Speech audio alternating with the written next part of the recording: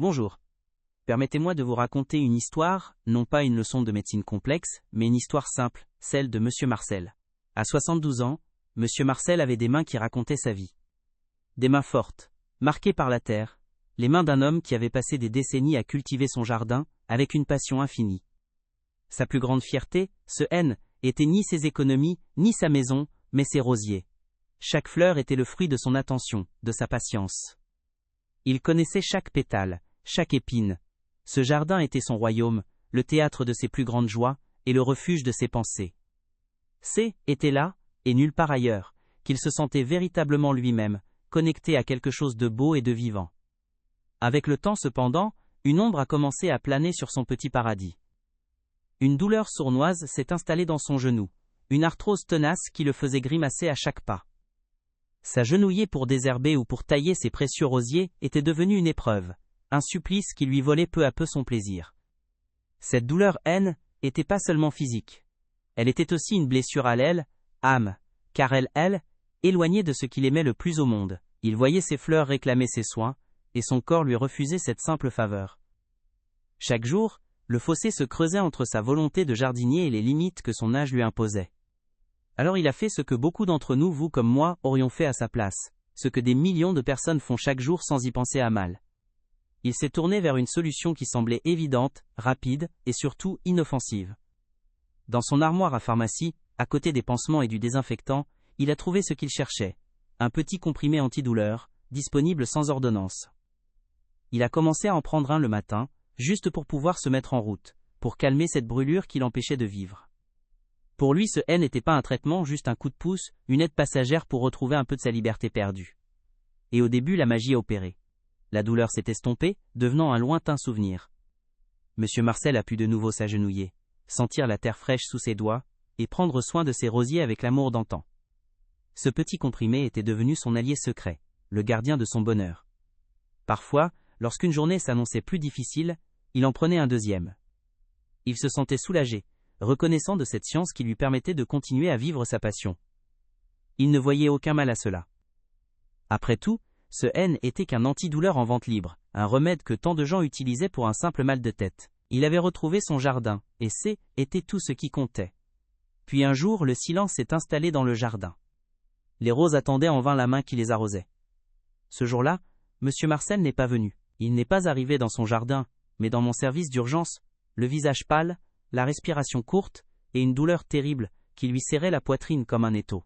Le diagnostic est tombé rapidement, brutalement. Un accident cardiaque sévère.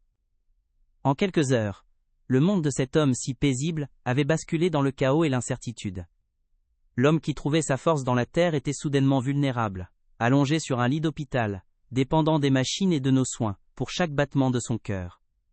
Sa famille, réunie dans le couloir, était sous le choc, incapable de comprendre. Sa fille me répétait en boucle, « Mais docteur, c'est impossible. » Mon père mange sainement, il est actif tous les jours dans son jardin, sa tension a toujours été parfaite. Il ne fume pas, il ne boit presque pas. Comment est-ce possible? Leurs questions étaient légitimes, pleines d'une angoisse sincère. Ils cherchaient une explication logique à cet événement insensé qui venait de frapper l'homme qu'ils pensaient invincible, le pilier de leur famille. Ils me regardaient, espérant une réponse qui pourrait apaiser leur peur, mais je savais que la vérité était cachée là où personne ne l'aurait soupçonné. En examinant ces analyses, en écoutant le récit de sa famille, une seule et même question tournait en boucle dans mon esprit. Une question qui dépassait le cas de M. Marcel pour concerner des millions de personnes. Je regardais ses proches, désemparés, et je pensais à toutes ces armoires à pharmacie, dans chaque maison, remplies de petites boîtes colorées, de promesses de soulagement rapide. Et cette question, née de l'urgence de la situation de M. Marcel, je me suis rendu compte qu'il était de mon devoir de la poser à tout le monde, de la poser à vous, aujourd'hui, avec la même gravité. Que contient vraiment votre armoire à pharmacie?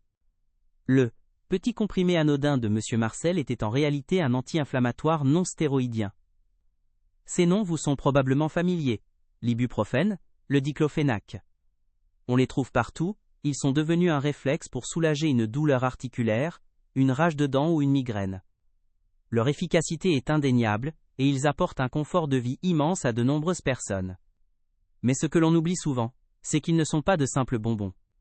Pour un cœur qui a déjà fidèlement battu des milliards de fois, pendant plus de 7 décennies, leur usage régulier, et non supervisé, peut se transformer en un véritable danger, un piège silencieux, qui se referme lentement, jour après jour. Laissez-moi vous expliquer cela de la manière la plus simple possible. Imaginez que vos artères sont comme les tuyaux d'arrosage du jardin de Monsieur Marcel. Pour que le sang, porteur de vie et d'oxygène, puisse circuler librement et sans effort, ces tuyaux doivent rester souples et larges. Or, ces anti-inflammatoires, lorsqu'ils sont pris de façon continue, peuvent progressivement rendre la paroi de ces tuyaux plus rigide et les resserrer. Vous savez ce qui se passe lorsque vous pincez l'extrémité d'un tuyau d'arrosage? La pression de l'eau augmente de manière spectaculaire, le jet devient plus puissant et plus difficile à contrôler. C'est exactement le même phénomène qui se produit à l'intérieur de votre corps. Cette augmentation de la pression n'est pas sans conséquence. Votre cœur, qui joue le rôle de la pompe dans cette installation, est directement impacté. Pour continuer à faire circuler le sang dans des conduits devenus plus étroits et plus rigides, il doit fournir un effort beaucoup plus important. Jour après jour, semaine après semaine, il se fatigue, il laisse, et puis à lutter contre cette résistance anormale. C'est un travail de sape, invisible à elle, œil nu, qui ne provoque aucun symptôme pendant très longtemps. Le cœur compense, il force, mais chaque battement le rapproche un peu plus de ses limites, sans que vous ne vous en rendiez compte, jusqu'à ce que la surcharge devienne insupportable. Mais ce n'est pas tout, le mécanisme est encore plus insidieux. Pensez maintenant à vos reins. Ces organes extraordinaires sont les stations d'épuration de votre corps. Ils filtrent en permanence votre sang pour en éliminer les déchets, et, surtout, pour maintenir un équilibre parfait de l'eau et des sels minéraux, comme le sodium. Cet équilibre est absolument fondamental pour réguler votre tension artérielle. Or, ces mêmes anti-inflammatoires que M. Marcel prenait pour son genou, viennent perturber le travail délicat de ces filtres. Ils les rendent moins efficaces, un peu comme si le personnel de la station d'épuration se mettait à travailler au ralenti, laissant passer ce qui devrait être éliminé. En conséquence, les reins fatigués commencent à retenir plus de sel, et, par un effet purement chimique, plus d'eau. Reprenons notre image du tuyau d'arrosage. Non seulement vous pincez l'extrémité du tuyau, ce qui augmente la pression, mais en plus vous ouvrez le robinet un peu plus grand. Vous ajoutez du volume de liquide dans un système déjà sous contrainte. Votre corps se retrouve avec un excès de fluide, qui n'a nulle part où aller sinon dans votre circulation sanguine. Le volume total de sang augmente, et la pression sur les parois de vos artères grimpe encore d'un cran. Le cœur doit alors pomper plus fort un volume plus grand, un double effort qui, épuise à petit feu. Pour un organisme jeune et en pleine santé, disons celui d'une personne de 30 ans, cette surcharge est souvent gérable. Le corps possède ce que nous appelons des réserves physiologiques. Le cœur est plus robuste, les artères plus élastiques, les reins plus performants. Ils peuvent compenser ce stress supplémentaire pendant un certain temps, sans que cela ne se voie. Mais pour le cœur de M. Marcel, pour le cœur d'une personne de plus de 60 ou 70 ans, c'est une toute autre histoire. Ce cœur a déjà battu plus de 2,5 milliards de fois. Il vous a accompagné à chaque instant de votre vie, dans les joies comme dans les peines. Ses réserves sont plus minces, sa capacité à compenser est diminuée. Cette surcharge supplémentaire, même si elle semble minime au quotidien, peut être la goutte d'eau qui fait déborder le vase. C'est l'étincelle qui met le feu aux poudres. Des études très sérieuses, menées sur des centaines de milliers de personnes, ont montré que l'utilisation régulière de ces anti-inflammatoires pouvait augmenter le risque d'accident cardiaque de 20 à 50% chez les personnes à risque. Ce ne sont pas de petits chiffres. Traduit en vie humaine, cela représente des milliers de drames, comme celui de M. Marcel, des milliers de familles plongées dans l'angoisse, simplement à cause d'un geste devenu banal, presque anodin, pour soulager une douleur chronique. Le plus grand danger de ce processus, c'est son silence. L'hypertension artérielle est souvent surnommée le tueur silencieux, et ce n'est pas pour rien. Elle ne provoque aucun symptôme visible pendant des années. Vous pouvez vous sentir en parfaite forme, continuer vos activités, jardiner, jouer avec vos petits-enfants, tout en ayant à l'intérieur de vous une bombe à retardement qui se met en place. Monsieur Marcel n'a jamais senti sa tension monter. Il ne s'est jamais senti malade à cause de ces comprimés.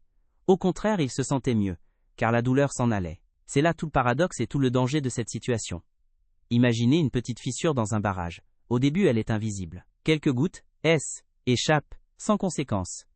Mais jour après jour, la pression de l'eau élargit la fissure, millimètre par millimètre. Personne ne s'en aperçoit. Et puis un jour, sans crier gare, le barrage cède. C'est exactement ce qui se passe avec votre système cardiovasculaire. Chaque comprimé est une petite poussée supplémentaire sur la fissure. Et lorsque le cœur lâche, tout le monde est surpris, comme la famille de M. Marcel, cherchant une cause spectaculaire alors que la véritable cause était là, discrète et quotidienne, dans l'armoire à pharmacie. Il existe un troisième effet, moins connu du grand public, mais tout aussi redoutable. Pour le comprendre, il faut parler de l'équilibre de la coagulation de votre sang. Votre sang doit être suffisamment fluide pour circuler partout, mais aussi capable de coaguler rapidement pour stopper un saignement en cas de blessure. C'est un équilibre très subtil, régulé par des substances chimiques complexes. Or, certains anti-inflammatoires peuvent perturber cet équilibre délicat. Ils peuvent rendre les plaquettes, ces petites cellules responsables de la coagulation, un peu plus collantes, un peu plus promptes à s'agréger pour former un caillot. Maintenant, assemblons les pièces du puzzle. Vous avez des artères devenues plus rigides et plus étroites. Vous avez une pression sanguine plus élevée qui force le passage. Et vous avez maintenant un sang qui a une tendance légèrement accrue à former des caillots. C'est ce que nous appelons la tempête parfaite. Il suffit alors d'une petite plaque de cholestérol qui se détache de la paroi d'une artère du cœur, une chose très courante avec l'âge, pour que les plaquettes s'y agrègent massivement, formant en quelques minutes un caillot qui bouche complètement l'artère. Le sang ne passe plus, le muscle cardiaque n'est plus oxygéné, c'est l'infarctus. Je me souviens d'une autre patiente, appelons-la Madame Hélène. À 68 ans, elle souffrait de douleurs lombaires chroniques qui l'empêchaient de porter ses petits-enfants. Comme Monsieur Marcel, son réflexe a été l'ibuprofène. Elle en prenait un presque chaque matin pour se dérouiller. Elle prenait aussi, sur prescription de son médecin, un petit traitement pour une tension légèrement élevée. Ce qu'elle ne savait pas, c'est que l'ibuprofène non seulement augmentait sa tension par lui-même, mais qu'il réduisait aussi l'efficacité de son médicament anti-hypertenseur. Elle pensait être protégée par son traitement, alors qu'en réalité, elle le sabotait sans le savoir, jour après jour. Son histoire illustre un autre risque majeur, les interactions médicamenteuses. Plus nous avançons en âge, plus il est fréquent d'avoir plusieurs traitements pour différentes pathologies. Un pour la tension, un pour le cholestérol, un fluidifiant sanguin. Notre corps devient un écosystème complexe, où chaque substance interagit avec les autres. Introduire un nouvel élément, surtout un médicament aussi puissant qu'un anti-inflammatoire pris en automédication, c'est comme introduire une espèce inconnue dans un jardin bien équilibré. On risque de perturber tout l'équilibre, de créer des réactions en chaîne imprévues et potentiellement dévastatrices. Seul votre médecin a la vision d'ensemble pour juger de la sécurité de ces associations. Le problème, c'est que ces médicaments sont partout. Dans les publicités, on nous les présente comme la solution miracle à tous les petits maux du quotidien. Un coureur qui termine son marathon, une mère de famille qui jongle avec 1000 tâches, un senior qui retrouve le sourire. Ces images nous ancrent dans l'idée que ce sont des produits de confort, presque de consommation courante, comme une tasse de café pour se donner un coup de fouet. On oublie leur nature profonde. Ce sont des molécules chimiques actives, qui modifient en profondeur le fonctionnement de notre organisme. Elles ne sont pas anodines, jamais. Chaque année, en France, des millions de boîtes de ces anti-inflammatoires sont vendues sans ordonnance. Cela représente des milliards de comprimés avalés, souvent sans conseil médical, sur la base d'une habitude ou d'une recommandation d'un proche. Pensez-y un instant. Des milliards de doses d'un médicament capable d'augmenter la pression artérielle, de fatiguer les reins et de modifier la coagulation du sang, prise par une population qui, pour une grande part, ignore totalement ces risques. C'est une situation de santé publique qui me préoccupe au plus haut point, car derrière les statistiques se cachent des visages, des histoires, des vies. Mon intention, je le répète, n'est absolument pas de vous faire peur ou de vous culpabiliser. Si vous prenez ces médicaments, c'est parce que vous souffrez. Et la douleur est une réalité terrible, qui isole, qui use le moral, et qui nous vole des moments précieux. Personne ne devrait avoir à vivre avec une douleur constante. Mon message est un appel à la prudence, à la conscience. C'est un appel à transformer une habitude solitaire, prise dans le secret de sa salle de bain, en une discussion ouverte et honnête. Une discussion avec la personne qui peut véritablement vous aider à peser le pour et le contre. Cette personne, c'est votre médecin traitant. Il est la pierre angulaire de votre santé. Il vous connaît. Il connaît votre histoire, vos antécédents, vos autres traitements. Il est le seul à pouvoir évaluer si, dans votre cas précis, le bénéfice de prendre cet anti-inflammatoire est supérieur au risque qu'il représente pour votre cœur. Parfois, la réponse sera oui, pour une courte durée et sous surveillance.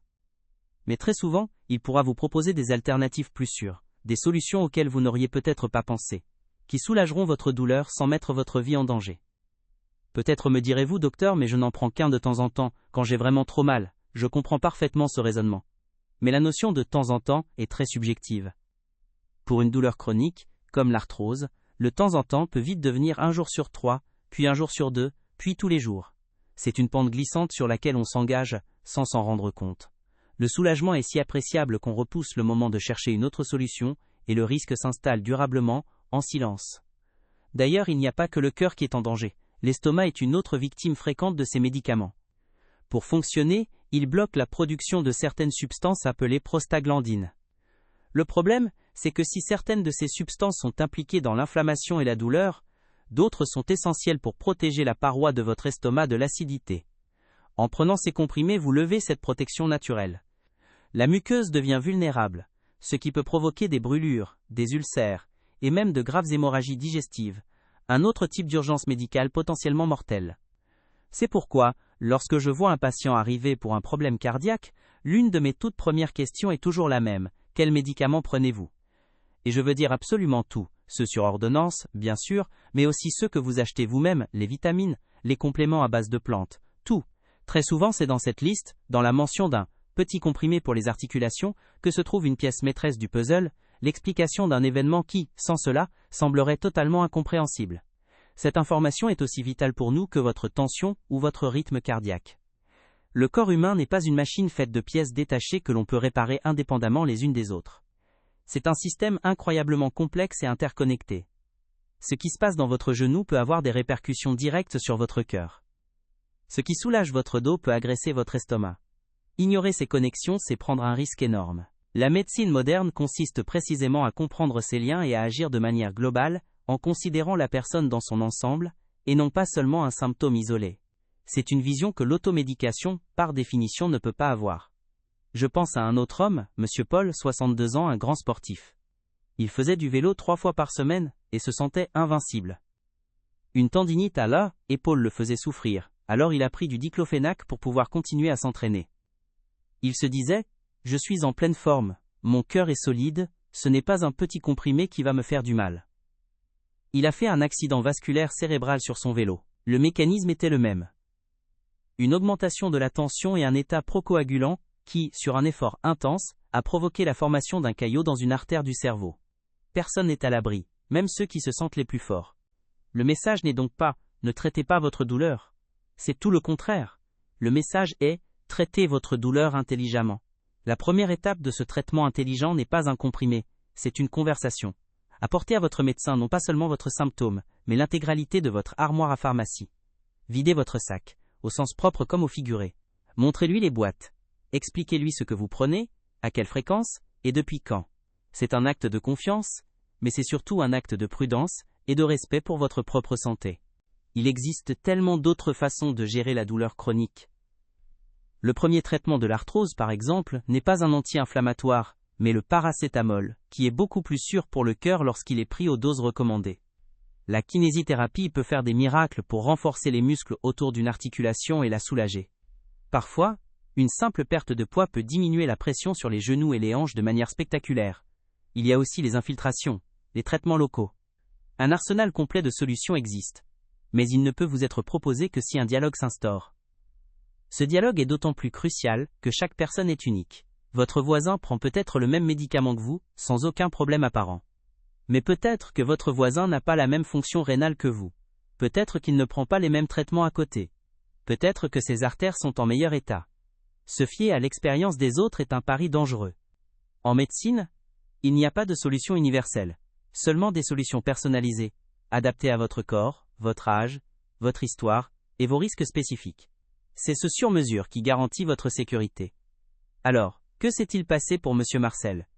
Après l'urgence, après lui avoir sauvé la vie en débouchant son artère, notre travail, n'était pas terminé. La partie la plus importante commençait. Éducation.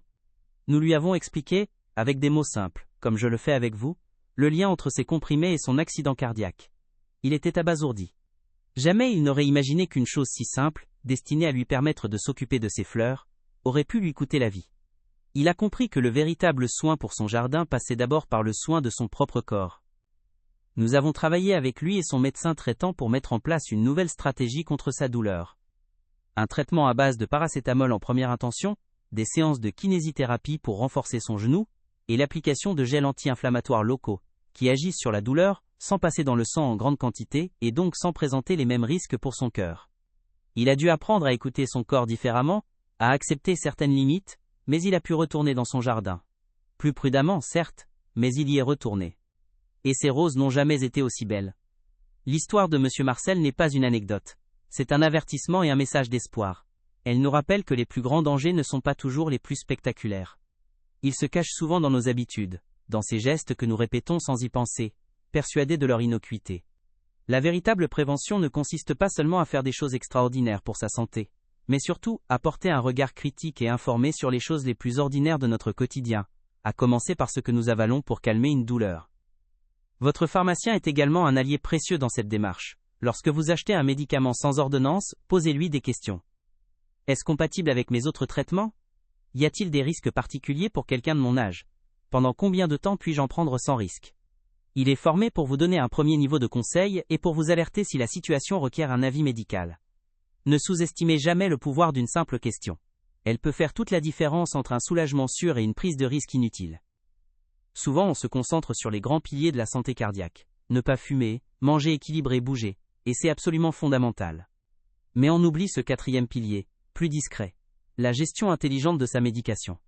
Vous pouvez avoir l'alimentation la plus saine du monde, et faire de l'exercice tous les jours, si vous prenez à côté un médicament qui annule tous ses bénéfices en faisant monter votre tension en flèche, vos efforts sont en grande partie vains. La cohérence est la clé, et cette cohérence passe par une vision globale de tous les éléments qui influencent votre corps. Je vous invite donc à faire un petit exercice, dès aujourd'hui. Ouvrez votre armoire à pharmacie, votre table de chevet, votre sac à main. Rassemblez toutes les boîtes de médicaments que vous prenez, avec ou sans ordonnance. Prenez une feuille de papier et faites la liste. Puis, lors de votre prochain rendez-vous médical, quel qu'en soit le motif, montrez cette liste à votre médecin.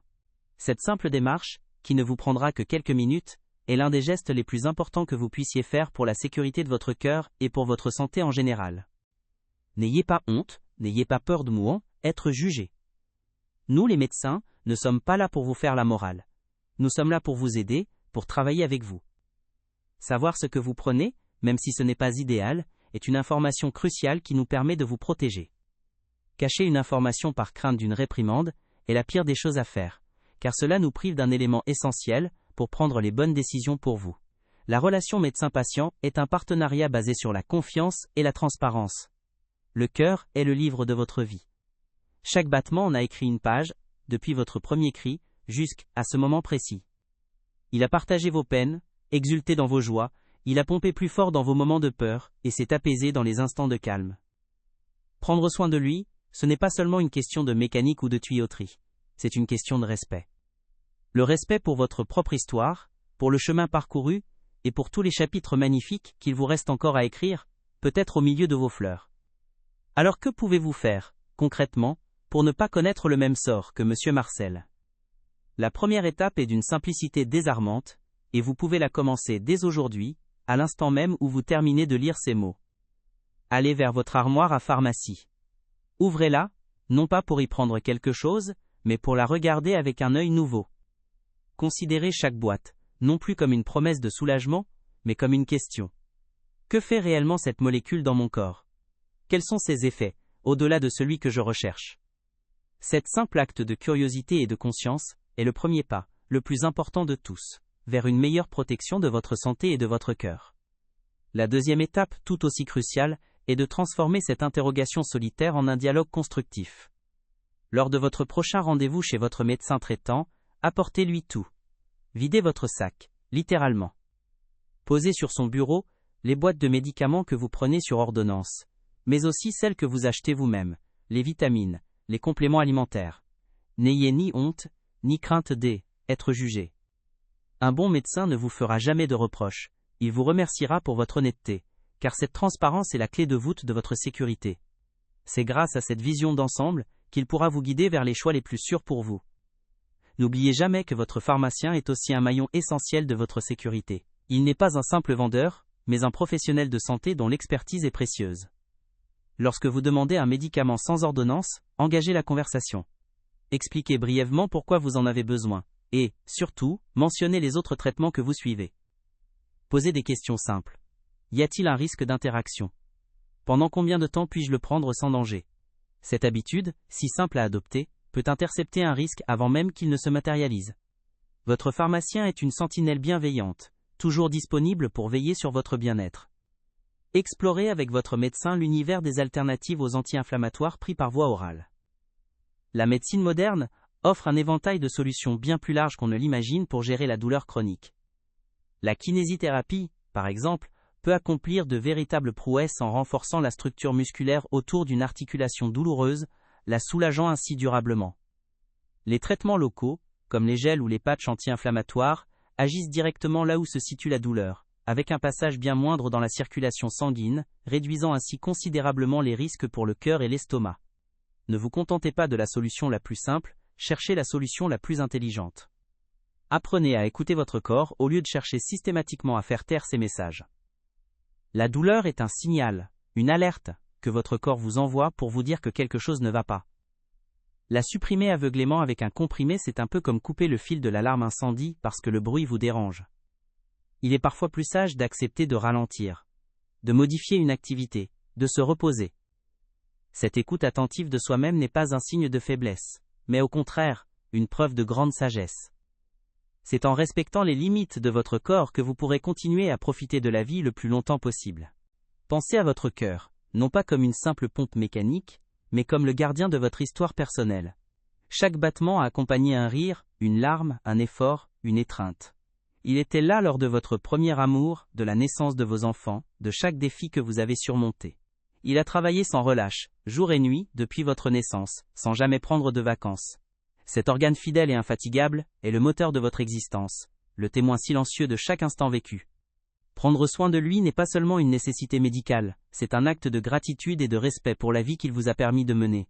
Comprenez que votre santé future ne se joue pas sur des coups, des éclats, mais sur la somme de toutes vos petites décisions quotidiennes.